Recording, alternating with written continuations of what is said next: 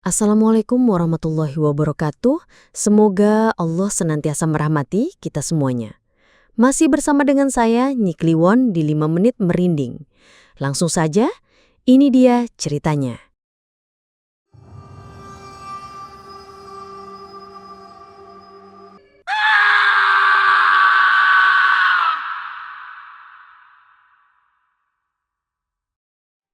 Angin malam itu membawa bisikan. Bukan sekadar embusan, tapi rintihan panjang dari balik pepohonan sawo tua. Dinding rumah joglo khas Osing di sudut Banyuwangi terasa berdenyut, seolah menahan kemarahan yang membara selama bertahun-tahun. Sri Wahyuni menunduk. Air mata jatuh menimpa lantai dingin dapur. Namun kali ini bukan air mata kesedihan, melainkan bara dendam yang siap menyala. Bunyi lesung dari halaman belakang terdengar samar, berat dan menyeret, seperti langkah kaki-kaki tak kasat mata yang mulai berbaris. Ia menutup mulutnya, bukan lagi untuk menahan isak, tapi untuk menyimpan sumpah. Di luar, bayangan pohon beringin meliuk-liuk di bawah bulan sabit yang mengerikan, seperti jemari-jemari kurus yang tak sabar merobek. Sesuatu yang telah lama tertidur kini terbangun, dan Sri tahu betul, dendam ini, semua ini, bermula darinya. Sri Wahyuni, seorang perempuan biasa dari desa licin di kaki Gunung Ijen, tak pernah membayangkan hidupnya akan sekelam ini setelah menikah dengan Bima. Sejak kaki menapak di rumah joglo tua dengan arsitektur khas Osing, peninggalan leluhur suaminya di pinggiran kota Banyuwangi pada tahun 2010 itu, ia merasa seperti arwah gentayangan. Setiap pagi sebelum matahari sepenuhnya terbit, Sri sudah harus bangun, mencuci baju, menyapu halaman, menyiapkan sarapan, dan membersihkan rumah. Itu semua harus dilakukan dengan sempurna, tanpa cacat sedikit pun. Namun, di mata ibu mertuanya, Bu Mardi, tak ada yang pernah cukup. Tak ada nama yang terucap untuk Sri dari mulutnya, hanya panggilan Dok atau Kowe dengan nada meremehkan yang bernuansa Jawa Timuran, seolah ia memanggil pelayan. Dok, coba delok eniki, janganmu kok rasane koyok banyu kotor. Apa kowe ora iso masak? Wong kampung yo ngene iki. Setiap kali Sri berjalan melewati Bu Mardi, ia akan dihina. Dok, jalanmu itu seperti kerbau, gak ada sopan-sopannya. Apa orang tuamu tidak pernah mengajari tata krama? Atau saat ia mencoba bicara, suaranya akan dibentak. Diam, perempuan itu tugasnya dengar, bukan banyak bicara. Paling menyakitkan adalah sindiran tentang rahimnya yang belum berisi. Waduh, kapan ya aku punya cucu? Jangan-jangan menantuku ini tanahnya gersang, gak bisa diwarisi darah bangsawan Banyuwangi ini, kata Bu Mardi di depan banyak orang, membuat Sri menahan malu dan perih. Bahkan uang belanjanya sering dipotong Bu Mardi, dengan dalih Sri terlalu boros, padahal ia hanya membeli bahan makanan pokok. Menantu kui kudu ngerti diri. Bu Mardi pernah mendesis suatu pagi. Matanya menyalang tajam saat Sri tak sengaja menumpahkan kopi. Posisi ngisor itu yo ngisor. Ojo coba-coba ngelunjak. Sri hanya bisa menunduk, dadanya sesak. Di rumah itu, diam adalah satu-satunya perisai. Satu-satunya cara agar tidak semakin dihujani cacian dan makian yang tak ada habisnya. Bima, suaminya, seringkali hanya diam. Terjepit antara ibu dan istri, ia memilih menjadi patung, tak berdaya menengahi. Malam itu, seperti biasa, Sri meringkuk di dapur, bahunya bergetar menahan tangis. Suara Bu Mardi masih terngiang, menuduhnya mencuri uang belanja dan mengancam akan mengusirnya jika ia tidak hamil. Tuduhan yang tak berdasar, tapi Sri tak bisa membela diri. Tenggorokannya tercekat. Tiba-tiba, sebuah suara berat mengagetkannya. Kowe iki kebak loro sing dipendem. Sri menoleh, terperanjat. Di ambang pintu dapur, berdiri seorang pria tua dengan sorot mata teduh namun tajam. Mbah Karto, dukun kampung dari daerah suku Osing itu. Rambutnya memutih acak-acakan, kemeja batiknya lusuh dan tongkat kayunya menyentuh lantai berlumut. Sri tahu, Mbah Karto dulu sering dipanggil almarhum kakek Bima, tapi ia tak pernah menyangka akan bertemu dengannya di sana, di tengah malam buta, di dapurnya yang gelap. Mbah? Sri tergagap. Mbah Karto hanya mengangguk pelan, seolah sudah menunggu momen ini. Ia tahu Sri adalah ranting rapuh yang nyaris patah. Aku weruh, soko mripatmu, soko pundakmu sing terus nunduk. Sri mencoba menyangkal, tapi air matanya tak bisa dibendung lagi. Tangisnya pecah, tumpah ruah. Semua beban, semua hinaan, semua kepedihan yang selama ini ia telan bulat-bulat, kini meledak. Mbah Karto hanya diam, membiarkan Sri meluapkan segalanya. Setelah tangis Sri sedikit reda, Mbah Karto mendekat, duduk bersila di lantai dingin. Omah iki akeh sengsara lawas doh, ono sing turung rampung. Sri tak mengerti. Mbah Karto melanjutkan, suaranya seperti bisikan angin di antara dedaunan kering. Ia menjelaskan tentang energi negatif yang tertumpuk di rumah itu, tentang arwah-arwah menantu perempuan dari generasi sebelumnya yang mati dengan hati terluka, terhina, dan tak pernah menemukan kedamaian di Tanar Banyuwangi. Bu Mardi, kata Mbah Karto, hanyalah corong dari dendam lama yang tak terselesaikan. Singkat cerita, Mbah Karto menawarkan sebuah ritual Jawa khas Banyuwangi. Bukan untuk mencelakai, apalagi membunuh. Nanging kanggo mbungkem ilat sing wis kebacot lancang lan nurunake watak angkara sing wis mendarah daging, kata Mbah Karto. Ritual pengikat batin leluhur. Syaratnya sederhana namun mengerikan.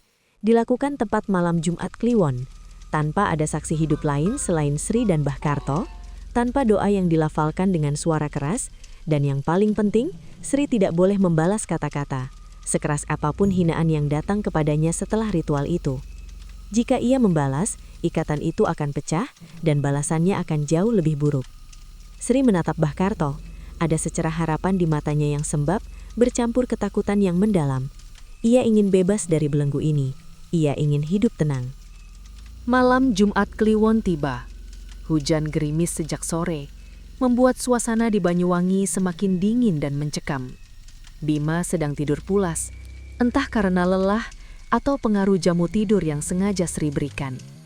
Sri sudah menyiapkan semua yang diminta Mbah Karto. Baskom tanah liat, kendi berisi air sumur tua yang diambil dari sumber di lereng Ijen, dan kembang telon, mawar merah, melati putih, dan kenanga kuning. Jantungnya berdebar kencang, memukul-mukuli dadanya seperti jenderang perang. Pukul 12 malam, Mbah Karto muncul dari kegelapan halaman belakang. Ia tak mengucapkan sepatah kata pun. Wajahnya serius, matanya memancarkan ketegasan yang belum pernah Sri lihat sebelumnya. Mereka berdua berjalan ke pojok halaman belakang, di bawah pohon beringin tua yang akarnya menjuntai seperti rambut-rambut kusut. Di sana, Mbah Karto sudah menyiapkan galian kecil. Ini tanah dari makam Mbah Buyut Mundu, bisik Mbah Karto, menunjuk segenggam tanah merah yang dibungkus kain mori putih. Dari makam para menantu perempuan yang dulu juga mati nelangsa di rumah ini, di tanah Banyuwangi ini. Bulu kudut Sri meremang, rasanya seperti ada tangan-tangan dingin yang menyentuh tengkuknya. Mbah Karto mengambil kendi, menuangkan airnya ke dalam baskom. Lalu ia memasukkan kembang telon ke dalamnya, membiarkan kelopak-kelopak bunga itu mengapung. Kemudian, ia mencampurkan tanah makam leluhur perempuan itu ke dalam air kembang. Air yang tadinya bening, kini keruh, mengeluarkan bau aneh, perpaduan wangi bunga dan bau tanah basah yang menusuk hidung. Sekarang, Duk, tanam kembang ini, perintah Mbah Karto.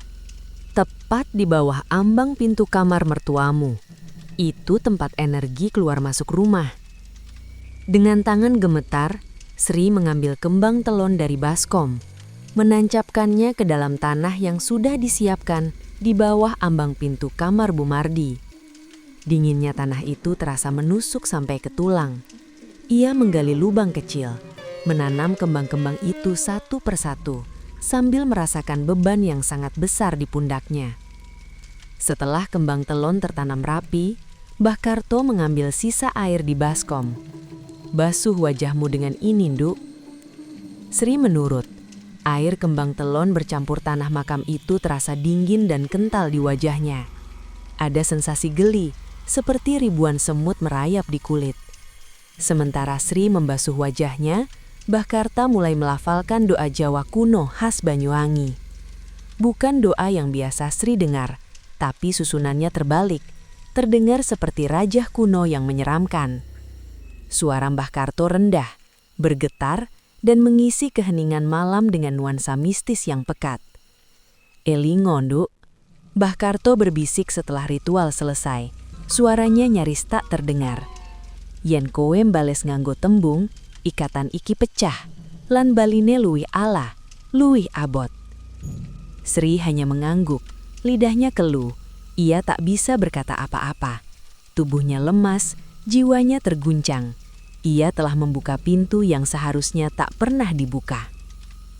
Sejak malam Jumat Kliwon itu, rumah joglo tua khas Osing tersebut perlahan berubah.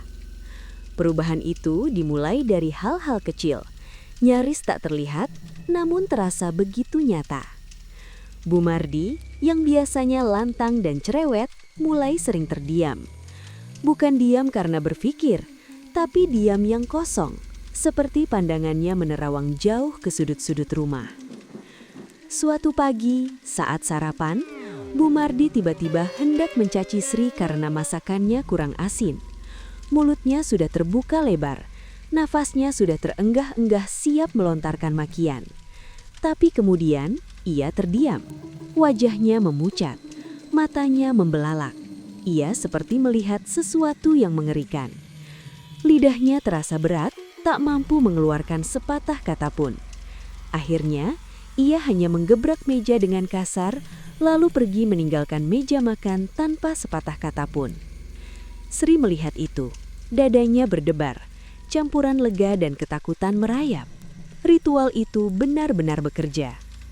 Malam harinya, suara-suara aneh mulai terdengar. Sri sering mendengar Bu Mardi mengigau di kamarnya. "Sopo kuwi, sing lungguh nang kono, nang dhuwur lemari," isaknya dengan suara parau. Ia bilang ada tangan dingin yang menyisir rambutnya saat ia tidur, padahal ia tidur sendirian.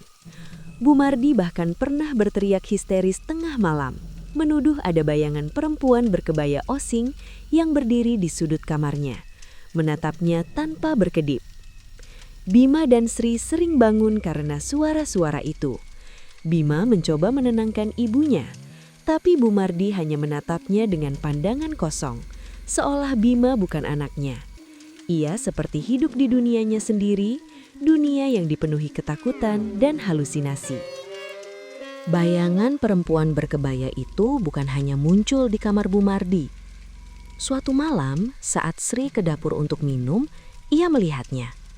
Sekilas di dinding dapur yang gelap. Sosok samar, memakai kebaya lusuh, rambutnya tergerai menutupi wajah. Bayangan itu seperti memudar begitu saja saat Sri berkedip. Jantung Sri mencelos. Ia langsung lari kembali ke kamar, mendekap Bima erat-erat.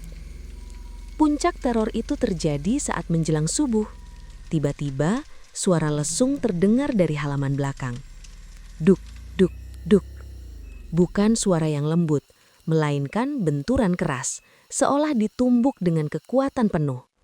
Suara itu terdengar berirama, menghentak-hentak, memecah keheningan dini hari. Lesung itu kosong, tapi suaranya nyata. Sri dan Bima terbangun, saling berpandangan dengan tatapan takut. "Apa itu?" bisik Bima. Sri tak bisa menjawab. Ia tahu betul, itu adalah suara lesung yang sama. Suara yang ia dengar di malam Mbah Karto datang. Bau tanah basah dan bunga layu mulai menyusup setiap maghrib. Tercium dari sudut-sudut rumah yang paling gelap. Aroma itu seperti tanda bahwa ada sesuatu yang hadir, yang terus mengintai. Rumah ini kini dihuni oleh sesuatu yang lain, sesuatu yang tak kasat mata, namun kehadirannya terasa begitu mencekam di tanah Banyuwangi. Teror itu semakin menjadi-jadi. Bu Mardi semakin kurus, matanya cekung, dan senyumnya hilang entah kemana. Ia lebih sering menyendiri, berbicara dengan bayangan-bayangan yang hanya dia yang bisa lihat. Sri mencoba berinteraksi, mencoba bertanya, tapi Bu Mardi hanya akan menatapnya dengan tatapan marah dan ketakutan yang aneh. Seolah Sri adalah penyebab semua ini. Tentu saja, Sri memang penyebabnya. Malam itu, Sri bermimpi. Mimpi yang terasa begitu nyata. sampai ia tak bisa membedakan mana yang nyata dan mana yang hanya bunga tidur. Ia berada di sebuah ruangan gelap, dikelilingi oleh sosok-sosok perempuan. Wajah mereka pucat, mata mereka kosong namun menuntut. Mereka semua memakai kebaya lusuh khas perempuan Osing, mirip dengan bayangan yang ia lihat di dinding dapur. Rambut mereka tergerai, dan aroma tanah basah serta bunga layu menguar kuat dari tubuh mereka. Salah satu dari mereka mendekat. Wajahnya nyaris menyentuh wajah Sri. "Saiki giliranmu milih," bisiknya. Suaranya serak dan bergetar, seperti angin yang bertiup di sela-sela reruntuhan. "Arep neruske, opo arep ngiyani? Sekarang giliranmu memilih, mau meneruskan atau mau menyetujui?" Sri tak mengerti apa maksudnya. Meneruskan apa? Menyetujui apa? Perempuan lain ikut mendekat. Tangannya yang dingin menyentuh bahu Sri. "Dendam iki wes suwe, butuh tumbal anyar. Dendam ini sudah lama, butuh tumbal baru." Sri terbangun dengan napas terengah-engah. Tubuhnya basah oleh keringat dingin. Jantungnya berdegup kencang. Ia tahu mereka adalah arwah para menantu leluhur yang disebut Mbah Karto.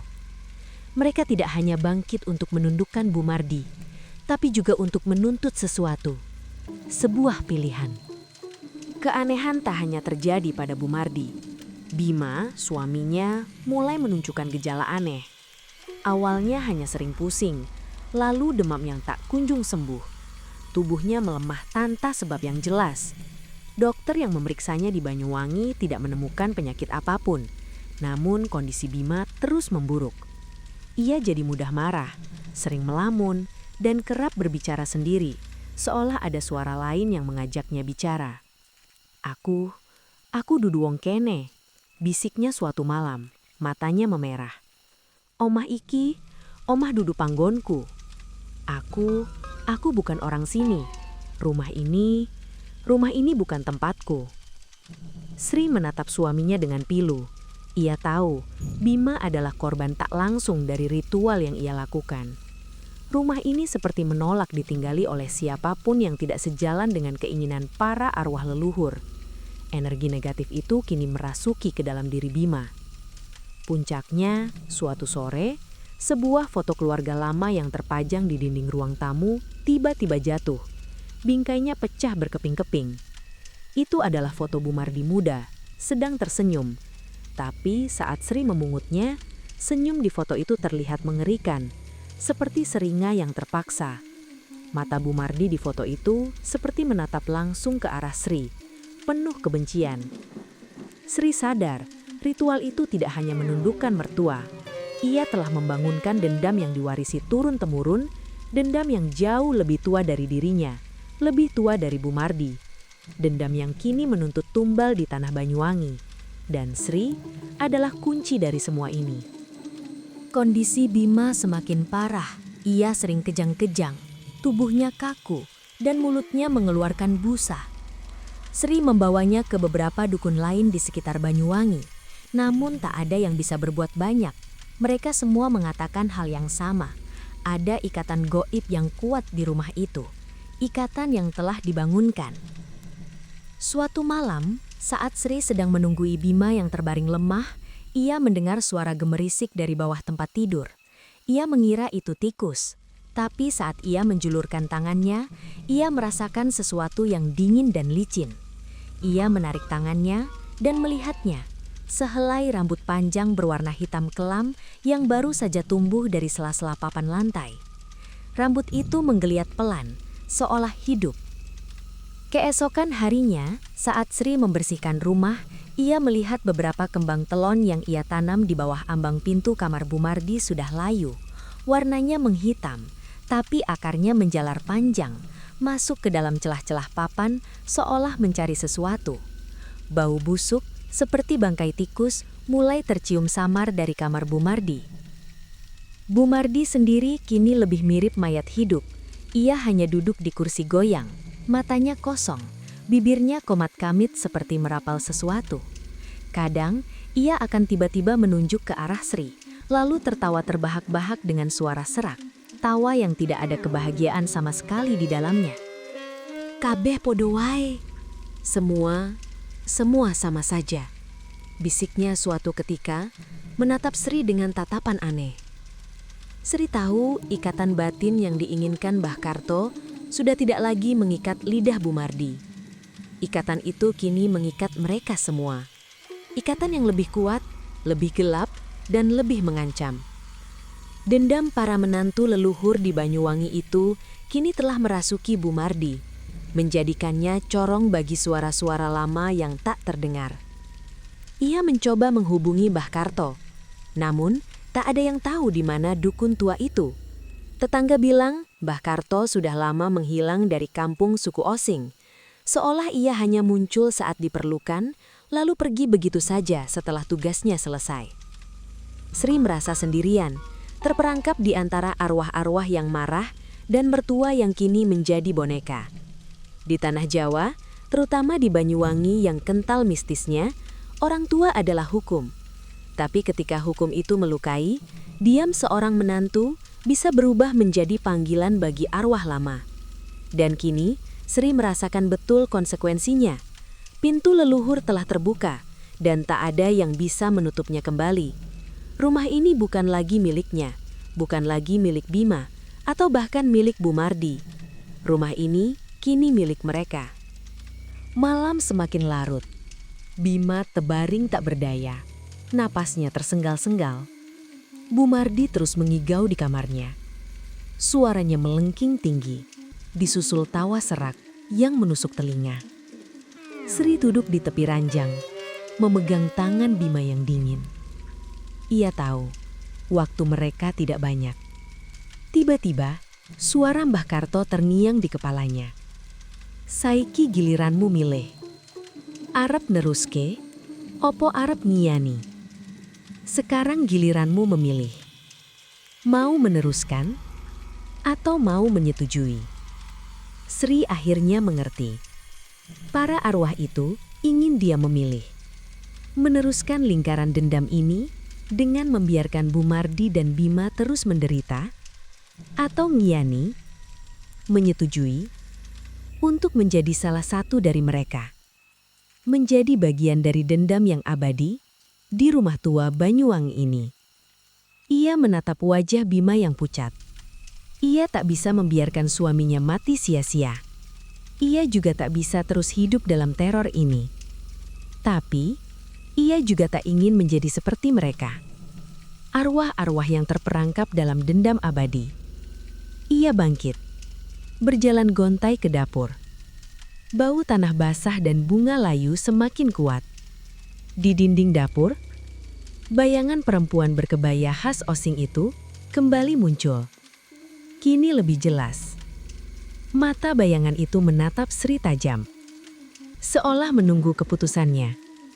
Sri menutup mata, mengambil napas dalam-dalam. Aku ora gelem," teriaknya. Suaranya bergetar namun tegas. Aku tidak mau. Aku ora gelem neruske dendam iki. Lan aku ora gelem dadi salah siji awakmu. Aku tidak mau meneruskan dendam ini. Dan aku tidak mau menjadi salah satu dari kalian. Seketika, rumah itu bergetar hebat. Bayangan di dinding menjerit, suara melengking memenuhi setiap sudut. Suara pecahan kaca terdengar dari kamar Bumardi. Sri tahu, ia telah membuat pilihan yang akan mengubah segalanya. Ia telah memutus ikatan yang dibangun, namun juga membangunkan kemarahan yang jauh lebih besar. Tiba-tiba, dari bawah ambang pintu kamar Bumardi, kembang telon yang layu itu terangkat ke udara.